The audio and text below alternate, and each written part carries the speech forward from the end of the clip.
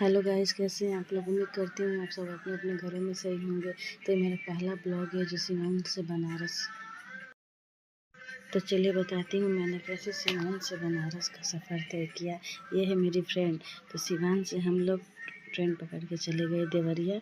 देवरिया से हमारी ट्रेन थी रात को 12:30 बजे।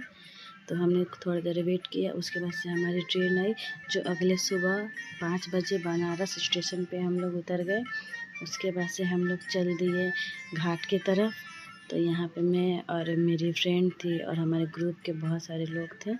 उसके बाद से हमने ऑटो पकड़ा, ऑटो से हमने चल दिए गंगा किनारे के लिए। तब तक रास्ते में हमने पी चाय। उसके बाद से ऑटो वाले भैया ने हमें छोड़ दिया अस्सी घाट। फिर हम लोग जा रहे हैं गंगा नहाने के लिए, गंगा उस पार। उसके बाद थोड़ी देर चलने के बाद मैं और मेरी फ्रेंड और हम सब लोग चले गए इस घाट पे। उसके बाद से हमने नाव में बैठा, फिर थोड़ी सी वीडियो बनाई और फ़ोटो शूट किए। उसके बाद से हम नदी के उस गंगा जी के उस किनारे पहुंच गए। ये देखिए व्यू कितना सुंदर लग रहा है। फिर उसके बाद से मैंने गंगा जी को प्रणाम किया। उसके बाद से लगाई गंगा जी में डुबकी। हर गंगे। उसके बाद से रेडी होके मैं और मेरी फ्रेंड और मेरे सारे लोग जल्दी से चले गए बाबा का दर्शन करने के। तो 5 घंटे लाइन में लगने के बाद फाइनली हमें बाबा का दर्शन बहुत अच्छे से हुआ, बहुत सुकून मिला। उसके बाद से हम शाम को आ गए गंगा आरती देखने घाट पे, जो बहुत पहले से बहुत अच्छे से तैयारी हो रही थी। ये देखिए गंगा आरती, मैंने पहली बार इतने करीब से गंगा आरती देखा। सच में बहुत ही अच्छा लगा। फिर हम लोग पीछे बैठे हुए थे तो एक भैया ने मुझे और मेरी फ्रेंड को आगे बुला लिया। फिर हम दोनों आके आगे बैठ गए जहाँ पे आरती हो रहा था उसके जस्ट पीछे। उसके बाद से हमने पूरी आरती देखी और उसके बाद से यहाँ से मोमोज खाए। उसके बाद से हमने लस्सी पी।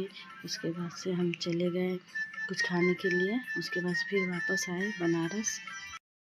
यहाँ से पार्ट 2।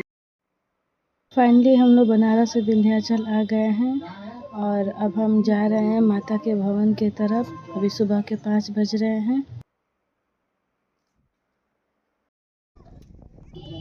फिर हम पहुंच गए हैं गंगा जी किनारे। हम जा रहे हैं गंगा स्नान करके माता के दर्शन के लिए। सभी ने कर लिया है गंगा स्नान। इसके बाद से हम प्रसाद लिए और उसके बाद से चले गए माँ विंध्यवासिनी के दर्शन के लिए।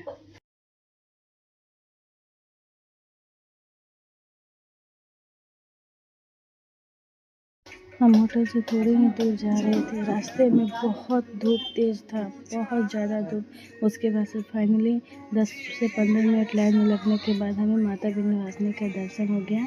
इसके बाद से यहाँ से हम जा रहे हैं काली को माता का दर्शन करने।